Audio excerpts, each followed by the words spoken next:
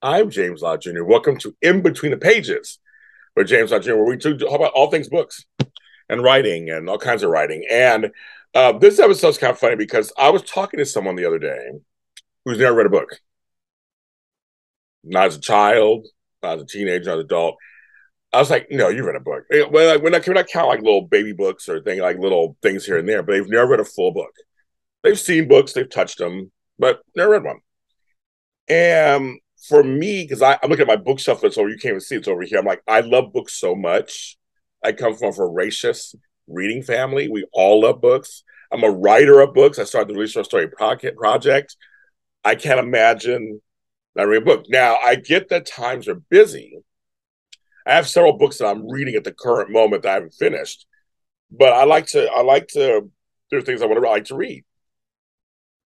And nowadays with the options of audiobooks, where I have friends who don't actually read, they listen to books, which is a great thing too while you're at work or you're driving or whatever. They love that. It's still you're reading. To me that counts. I'm not a snob. I'm like, oh, I gotta write. No, it counts.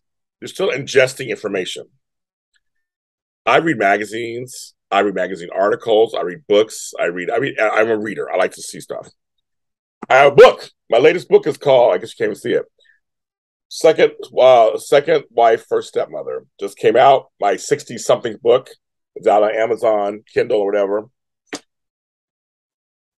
I you know I just think books are a thing that can teleport you to other worlds. Can also educate you in many ways. And so I wrote down. My friend asked me, "Could you write down 6 things that you've learned from reading books?" Like literally, that's simple. I go, you know what? I can. And I shared it with him, so I'm going to share it with you out there because this is a podcast all about books. So I'm going to do this. Okay. 6 things I learned from reading books. One, you can be transported anywhere, and that's a good book. That's the right descriptive nature can take you anywhere. And I was thinking about this because I like the Lord of the Rings books I read as a kid. I read the Language and Wardrobe books. I mean, those the big fantasy stuff. Stephen King. I read all that other stuff. But I'm thinking even a good book that's a self help book or a business book or even poetry books. It just depends. If a writer catches your attention, that's it. I remember I was reading this may be controversial. Conversations with God, book one, book two, and book three, rare books.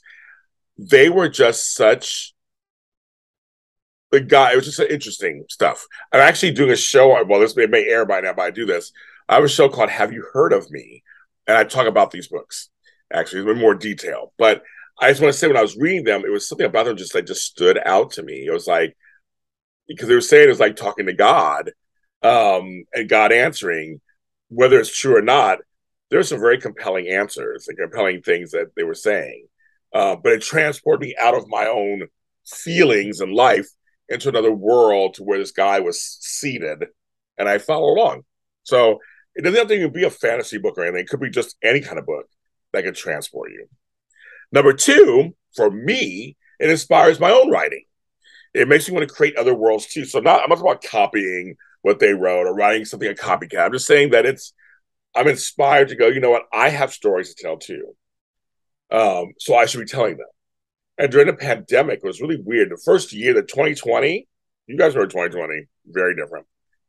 2020, it was this weird area of should I put anything out? Would anybody care? People are like me had no jobs. Everything is shut down in LA. People were fighting for food and toilet paper. Like, do they care if I write a book? And what I noticed was, yes, they do. That people actually were clamoring for content other than the news. So it's kind of funny. And a lot of times, you know this, during tragedy and weird times, some beautiful works are born, of art are born.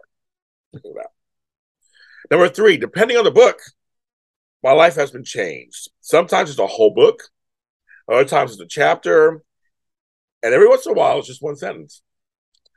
You can be reading something, no matter what it is, and either a character says something or the writer says something, and you're like, oh my goodness. And it just unlocks something within you. And could release something out of you or bring something into focus or whatever it is, but you're just like, wait a minute. Hold, stop the presses. And I think that is something that's amazing. That's an amazing thing to have. I love that. I love books that give me my own epiphanies. I love that. 4, I love bookstores, and they house books for me to read. I love books. I love Barnes and Noble. I love old bookstores, half price books, Powell's books in Oregon. I just love going and just seeing. I wish I could have a huge. I have some. I actually should say this. I do have this in my living room. My mother's old books are just all on this one wall, and I have here a wall of books, and I have some books over here. I have some bookcases.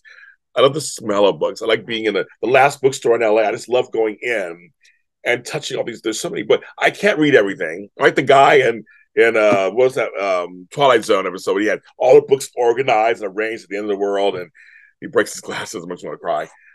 That's how I feel. Like there's so many books that I want to get to that I just can't get to. I know some folks are very much like, I have to read 100 books a year or 50 books a year or whatever. They have a whole plan or 2 books a month or whatever. I'm not doing all that. My life's not like that. But I read what I want to read and I read when I want to read. But I love bookstores. I do. I wish I could have one. My mom said she had a dream of having a bookstore, cafe, kind of cats running around. And I love a garden. I would love that. 5, there are no rules.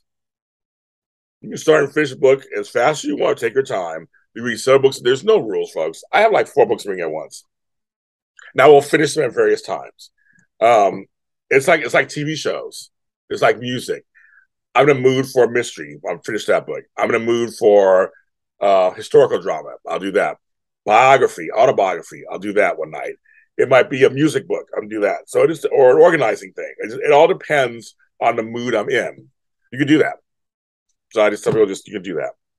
At number 6, my mind is expanded in ways that inform how I see the world in general, but also how I interact and act with others in a positive way.